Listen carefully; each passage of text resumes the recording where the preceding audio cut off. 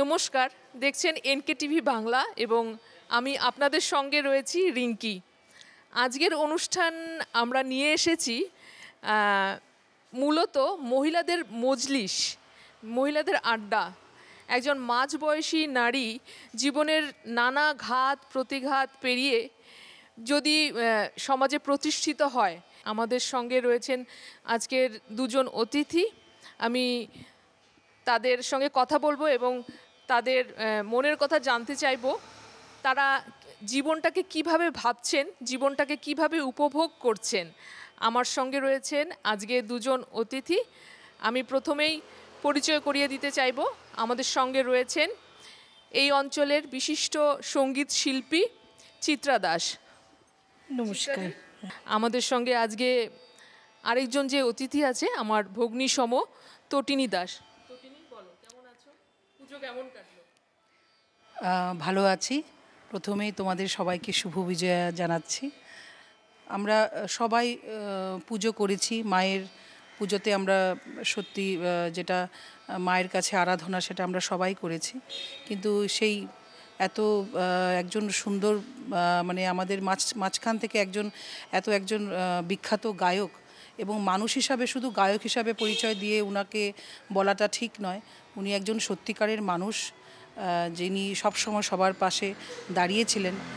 তো জুবিনকে ছাড়া পুজোটা একটা মানে অন্যরকম খুব একটা যে মনের দিক থেকে যে খুব খুশি মনে আমরা পুজো কাটিয়েছি সেটা বলাটা ঠিক হবে না।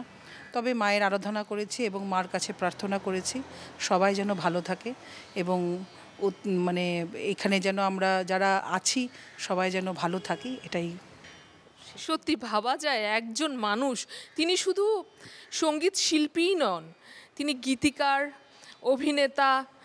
তিনি 12 রকমের ইনস্ট্রুমেন্ট বাজাতে পারতেন। তার মনের চিন্তাভাবনা ধরা ছোঁয়ার বাইরে। তিনি শুধু অসমবাসী নন, গোটা বিশ্ব নাগরিক যাকে বলা যায়। জুবিনকে আমরা কিন্তু কোনো জাতি, ধর্ম, কোনো একটা ভাষার মধ্যে আমরা আটকে রাখতে পারি না। জুবিন হচ্ছে কি বলবো, বিশ্ব নাগরিক। যেখানেই যায় সেখানেই সেই পরিবেশের সঙ্গে খাপ খেয়ে যায় জুবিন গার্গ।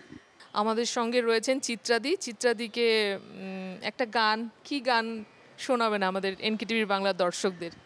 আমি আমার গুরু শ্রদ্ধেয় অলোক চট্টোপাধ্যায়ের বন্দিশ গাওয়ার চেষ্টা করছি। পিয়া পরভীনা পরম সুখ চতুর, পিয়া পরভীনা পরম সুখ চতুর, মোহনে মোরত নাচে নাগর, মোহনে মোরত নাচে নাগর, পিয়া পরবীনা পরবীনা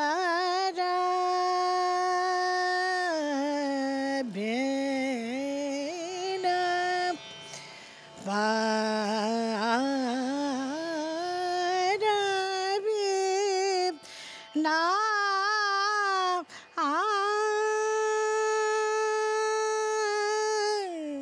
রোম রোম মোস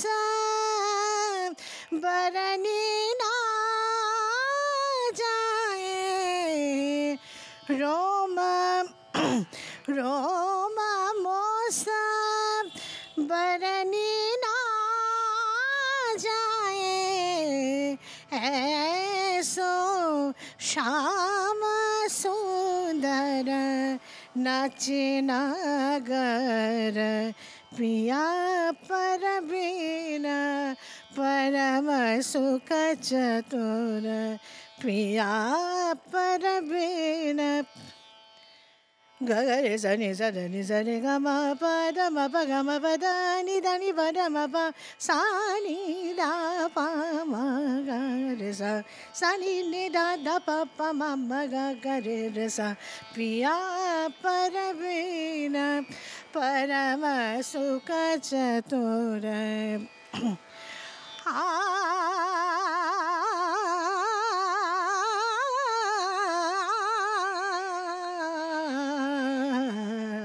पिया परवीन पिया परवीन पिया परवीन परम सुख चतुर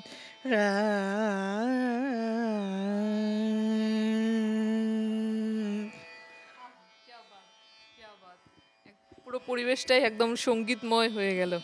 এবারে আমি আমার আরেকজন অতিথি, এই অঞ্চলের বিশিষ্ট নৃত্যশিল্পী, ভারতনাট্যম নৃত্যশিল্পী। তিনি ভারতনাট্যমের পাশাপাশি কিন্তু সত্রিয়র নাচের ওপরও কাজ করে যাচ্ছেন। আমি কথা বলবো তটিনীর সঙ্গে। সত্যি কথা বলতে গেলে আমার কোথার থেকে এসছিল সেটা আমি বলতে পারি না, হয়তো জন্মের থেকেই সে ব্যাপারটা রয়েছিল। আমার মা একজন সঙ্গীত শিল্পী ছিলেন এবং উনি শাস্ত্রীয় সঙ্গীত নিয়েই চর্চা করতেন। কবে থেকে যে আমার ভেতরে সেই নাচটা এসছে ঠিক আমি জানি না, হয়তো অনেক ছোটোর থেকেই হ্যাঁ আমি পেয়েছি। হ্যাঁ, তোমার মাকে আমি পেয়েছি। আমি যখন মাস্টার ডিগ্রি ক্লাস করি তখন আমার সাথে দিদিও ক্লাস করেছে। হ্যাঁ, এটা আমার সৌভাগ্য।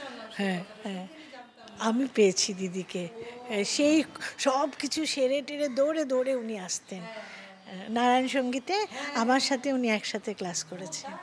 কোথা থেকে কি কানেকশন একদম বোঝা। কিন্তু অনেক কম বয়সেই চলে গেলেন এবং মা বাবা দুজনেই আমাকে ছেড়ে চলে গেছেন এবং আমি আর আমার দিদি ছিলাম। তো এত তাড়াতাড়ি চলে যাবেন করে ভাবিনি। যাই হোক, কিন্তু ওনারা যে শিক্ষা বা যে জিনিস আমাকে দিয়ে গেছেন সেটা তো আর ঋণ চোকানো সম্ভব নয়। কিন্তু যেটা তুমি কোশ্চেন করলে আমাকে যে কবে থেকে, সেটা আমার ঠিক মনে নেই, কারণ অনেক ছোটোর থেকেই নাচ আমাকে মা বলতেন। যখন আমাকে এই পাণ্ডুমালিগাঁও অঞ্চলেই কোথাও আমি যত রাস্তা দিয়ে যেতাম, যখন একদম ছোটো ছিলাম, তখনকার দিনে ওই সিডি ক্যাসেট, ভিসিআরের ক্যাসেট বা এসব জিনিস এসব বিক্রি হতো, তখন ওরকম সিস্টেম ছিল।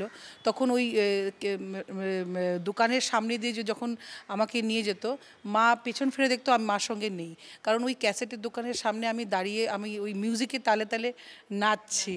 তো তখন আবার ওই যারা আঙ্কেলরা থাকতো তারা আবার আমাকে দোকানে নিয়ে বসিয়ে করাতো। কিন্তু তখনও আমি ওই মানে সেই প্রফেশনাল ট্রেনিং যাকে বলে সেটা তখনও পাইনি।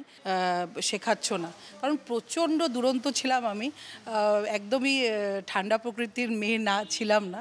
তো তখন মা বললো ও কি সিরিয়াসলি করবে কি না সেটা তো বুঝতে পারছি না।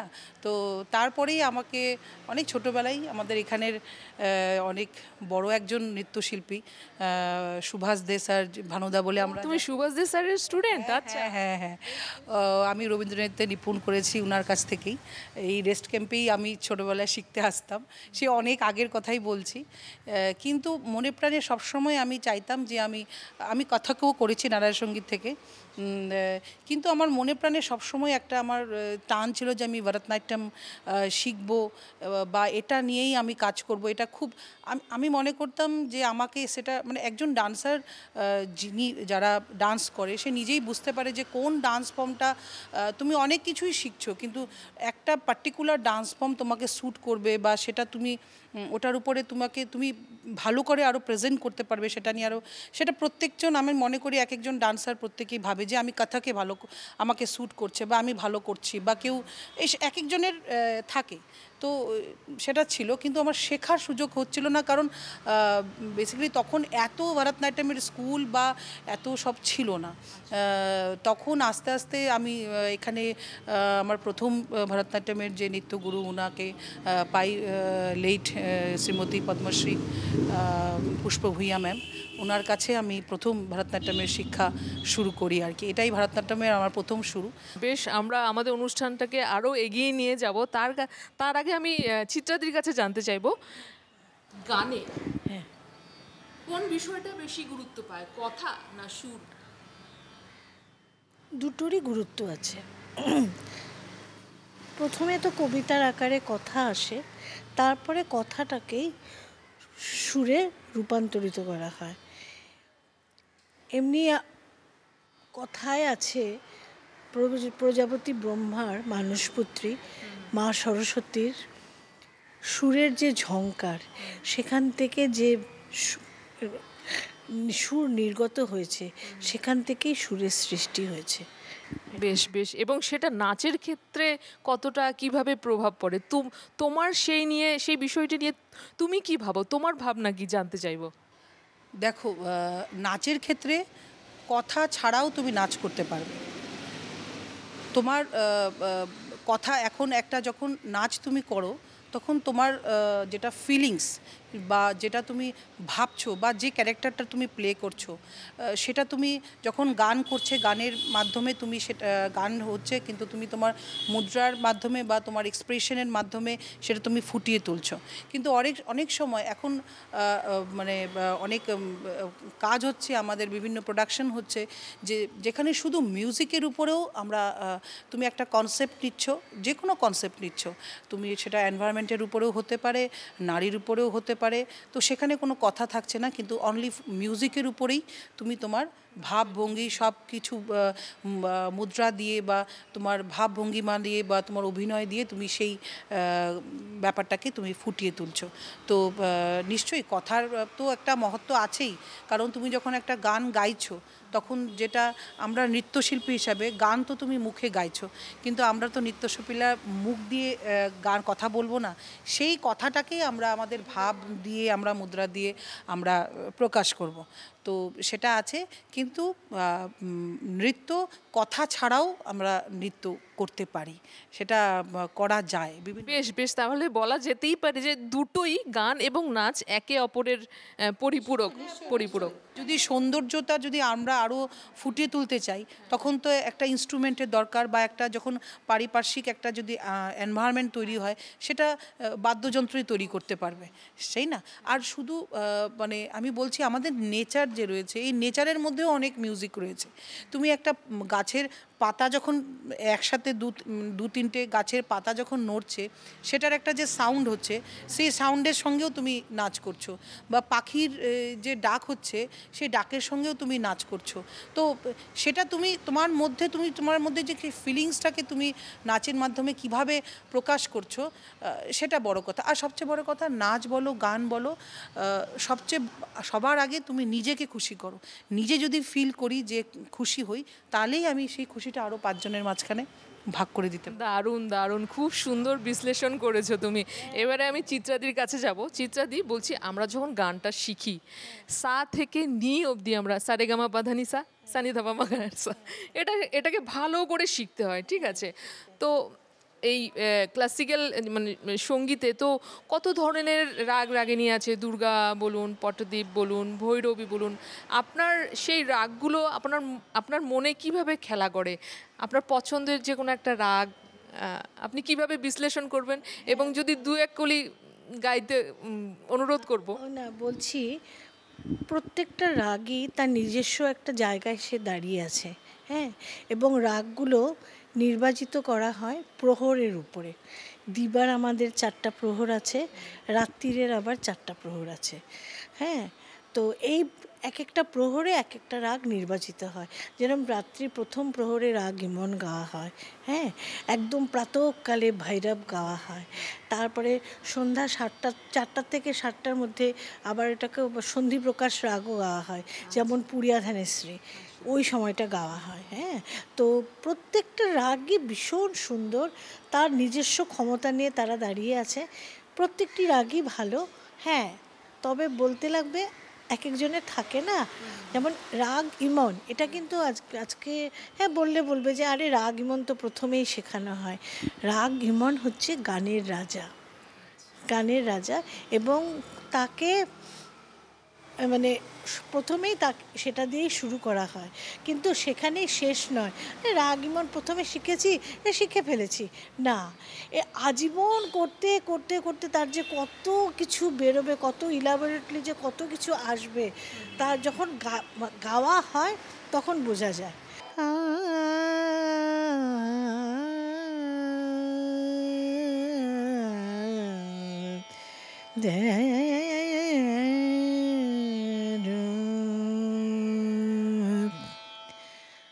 মন্দির বাজে ওই আরতির ছন্দ, মন্দিরে বাজে ওই আরতির ছন্দ, দিকে দিকে ভেসে চলে সুমধুর গন্ধ, দিকে দিকে ভেসে চলে সুমধুর গন্ধ, মন্দিরে বাজে ওই আরতির ছন্দ,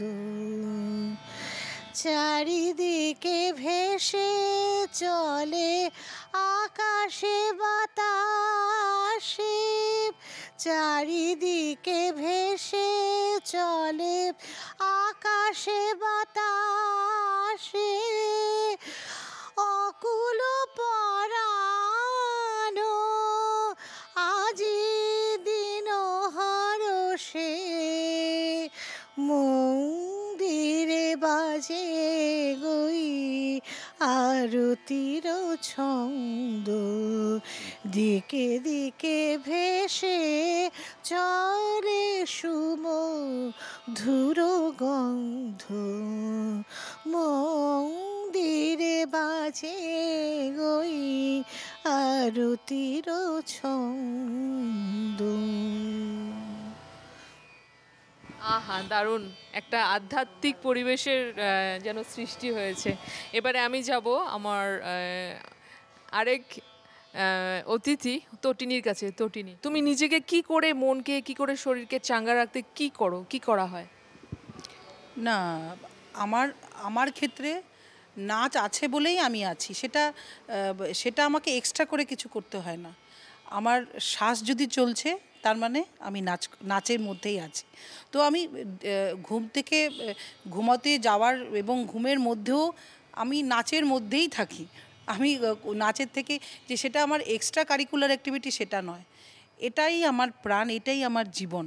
বাহ, খুব সুন্দর বিশ্লেষণ। হ্যাঁ, আমরা আসলে যে কোনো পেশাতেই থাকি না কেন, আমাদের সেই কাজটাকে ভালোবাসতে হবে। আর সেটাই প্রমাণ করছে যে আমরা যদি ভালোবেসে যে কোনো কাজ করি, তাতেই আমাদের মানে জীবনটা খুব সুন্দর হয়ে ওঠে। এবারে আমি চিত্রাদির কাছে যাব। চিত্রাদি, তোমাকে তুমি বললাম, আর পারছি না আপনি করে বলতে। বলছি, গানের গলাটাকে ঠিকঠাক করে রাখতে, মানে চাঙ্গা করে রাখতে, মানে কিভাবে, কি সকাল থেকে উঠে কি করা হয়, কি করা হয় বিকেল রাত অবধি? অ্যাকচুয়ালি একটু বলতে আমার একটু হচ্ছে, মানে চাঙ্গা কথাটা গানের ক্ষেত্রে ঠিক হয় না। তো আমি শারীরিক ব্যায়াম করলাম, ব্যায়াম করে আমি সতেজ, মানে হয়ে গেলাম, আমি চাঙ্গা হয়ে গেলাম। কিন্তু এটা হচ্ছে গান, হ্যাঁ, গান এটা রিয়াজের মাধ্যমে, রেয়াজও না, অনেকে রেওয়াজ বলে, রেওয়াজও না, রিয়াজ, RIYAZ, রিয়াজ। রিয়াজের মাধ্যমে আমরা আমাদের গলাটাকে মসৃণ রাখতে পারি, নিঃশ্বাস প্রশ্বাসের দমটাকে আমাদের বাড়াতে হয়, আমাদের রেয়াজের মাধ্যমে এটা আমাদের বাড়ে। এবং এক কথায় যেটাকে বলা হয় কাল্টিভেশন, আমরা বাগানে যা কাল্টিভেট করি, যেরকম যত্ন করি, তেমনি গলাটার যদি যত্ন না করি, রিয়াজ না করি, তাহলে এটার আমাদের গানের মধ্যে অনেক ধরনের আমরা জিনিস ব্যবহার করি, গমক আছে, খটকা আছে, মুরকি আছে, অনেক কিছুই আছে। আমি যে রিয়াজ করেছিস কি না, না ম্যাম ওই রাগটা তো গাইলাম না, রিয়াজ করতে হবে আমাকে, রিয়াজ না করলে আমার এটা আসবে না, আমার গলাটা মসৃণ হবে না। হ্যাঁ, সেটাই। বা বেশ বেশ। দর্শকরা, আজকের আমাদের অনুষ্ঠানের একদম মানে মধ্য পর্যায়ে এসছি। আমাদের এখন একটা ছোট্ট একটা বিরতি নিতে হবে। ফিরছি বিরতির পর, সঙ্গে থাকবেন, কোথাও যাবেন না।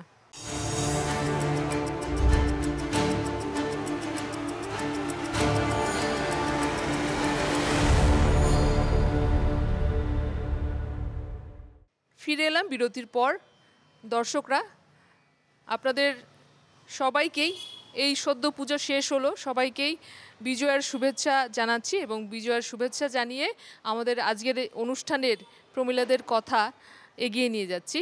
আমি এখন চিত্রাদির কাছে। চিত্রাদি, তোমার একটা পছন্দের একটা গান গাইতে বলবো। কি গান? এবং তার সঙ্গে তটিনী সঙ্গত দেবে নাচে। কোন গানটা গাইবে? আমি বিশ্বকবি রবীন্দ্রনাথ ঠাকুরের একটি রবীন্দ্রসঙ্গীত গাওয়ার চেষ্টা করছি। একটুকু ছোঁয়া লাগে, একটুকু কথা শুনি, তাই দিয়ে মনে মনে রচি মম ফাল্গুনি।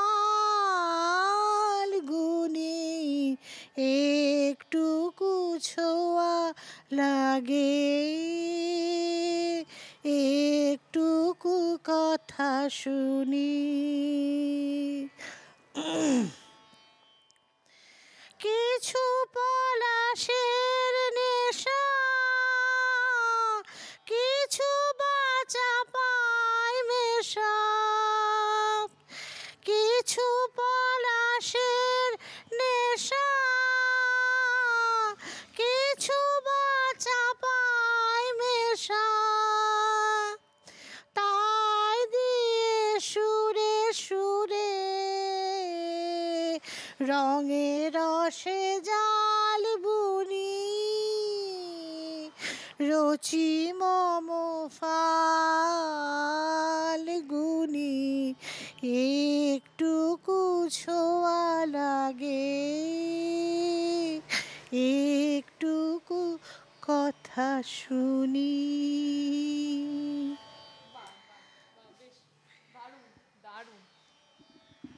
জীবনে আমরা দৈনন্দিন জীবনে খাওয়া নামা তো সবাই করি, কিন্তু তার সঙ্গে যদি গান আর নাচ সঙ্গে থাকে তাহলে বেঁচে থাকতে আর কোনো রসদের দরকার নেই, দরকার নেই। এবারে আমি বলতে চাইবো তটিনী, তুমি সারাদিনে তো ঘর সংসার সামলে প্রিয়জনদের খাবার তৈরি করার পর একটু একটু খাওয়া দাওয়ার দিকে যাচ্ছি, ঠিক আছে? হ্যাঁ, প্রিয়জনদের জন্য খাবার তৈরি করার পর নিজের পছন্দের রান্নাটা করে ওঠা হয়? আমি সত্যি কথা বলতে রান্না করতে ভীষণ ভালোবাসি এবং বিভিন্ন ধরনের রান্নাবান্না এবং মানে যেটা বলবো বেকারির বিভিন্ন কেকস বিস্কিটস বা বিভিন্ন ধরনের কন্টিনেন্টাল ফুড বা স্পেশালি ইন্ডিয়ান ফুড আমি বিভিন্ন ধরনের এক্সপেরিমেন্ট করতে খুব ভালোবাসি। কারণ আমার মেয়েকে খাওয়ানো এবং আমার সবচেয়ে বড় কথা আমার যারা ছাত্রছাত্রীরা রয়েছে, স্টুডেন্টরা রয়েছে, ওরা যদি এসে কিছু আবদার করলো বা ওদের কোনো দিন কোনো এক ম্যাম আজকে একটু পার্টি হবে, তো আমি নিজে রান্নাঘরে চলে গিয়ে নিজে রান্না করি, সবাইকে খাওয়াই। হয়তো ইচ্ছে হলো তো আমি করি, করি না যে তা না। হ্যাঁ, আমিও তটিনীর মতো, মানে তবে ওই অত কিছু যাই না, বেকারি জিনিস না। হ্যাঁ, রান্নার মধ্যে আমার মিস্টার আমাকে বলে তোমার হাতে নিরামিষ রান্নাটা খুব ভালো হয়। হ্যাঁ, এবারে যে আমি যে প্রশ্নটা জানতে মানে করতে চলেছি সেটা গুরুত্বপূর্ণ এবং এটাকে কিন্তু বাদ দিয়ে আমাদের আজকের আড্ডাটা এগিয়ে নেওয়া যাবে না কোনো মতেই। বলছি, ঘরে বাইরে সমস্ত কিছু সামলে, সংসার সামলে, বাইরে সামলে, কাজকর্ম সামলে নিজের মনের যত্ন অবশ্যই নিতে হয়, না হলে কি করে চলবে আমাদের জীবন? তো নিজের মনের যত্ন নিতে মানে কি করা হয়? সেটা নিজের মনের তো মনের, খালি মনের না, শারীরিকও নিতে হয়। আর শারীরিক নিতে হয় মানে আজকাল তো প্রত্যেকটি ছেলে মেয়েদেরই এই সুগার থাইরয়েড সব কিছুই আছে, মেডিসিন তো নিতেই হয়।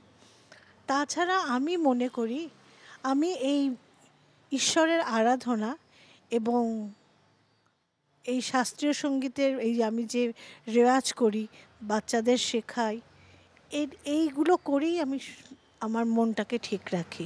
কোনো কিছুই ভালো লাগে না, মানে একা নিজের সঙ্গে সময় কাটাতে ইচ্ছে করে, তো সেই ক্ষেত্রে তুমি কি করো?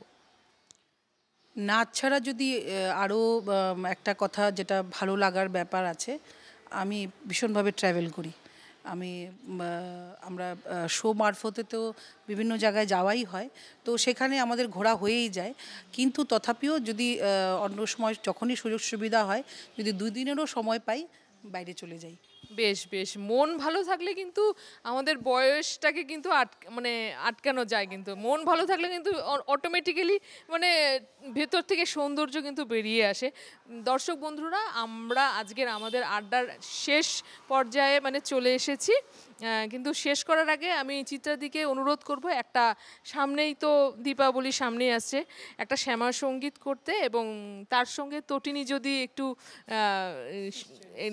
একটু পারফর্ম করো। হ্যাঁ, একদম একদম। প্রিপারেশন নেই, এমনি আমরা চিত্রাদি যেটা গাইবে আমি সেটা চেষ্টা করছি কিছু করে দেওয়া। ঠিক আছে ঠিক আছে, একদম। তো চিত্রাদি কোন গানটা শোনাবেন এখন? শ্যামা মা কি আমার কালো রে, শ্যামা মা কি আমার কালো, লোকে বলে কালি কালো, আমার মন তো বলে না কালো রে, লোকে বলে কালি কালো, আমার মন তো বলে না কালো রে, কালো রূপে দিগম্বরী, কালো রূপে দিগম্বরী, হৃদি পদ্ম করে মোরালো রে, শ্যামা মা কি আমার কালো রে, শ্যামা মা কি আমার কালো, শ্যামা কখনো শ্বেত, কখনো পীত, কখনো নীল লোহিত রে, কখনো শ্বেত, কখনো পীত, কখনো নীল লোহিত রে, মায়ের সে ভাব কেমন বুঝিতে না পারি, সে ভাব কেমন বুঝিতে না পারি, ভাবিতে জনম গেল রে, শ্যামা মা কি আমার কালো রে, শ্যামা মা কি আমার কালো।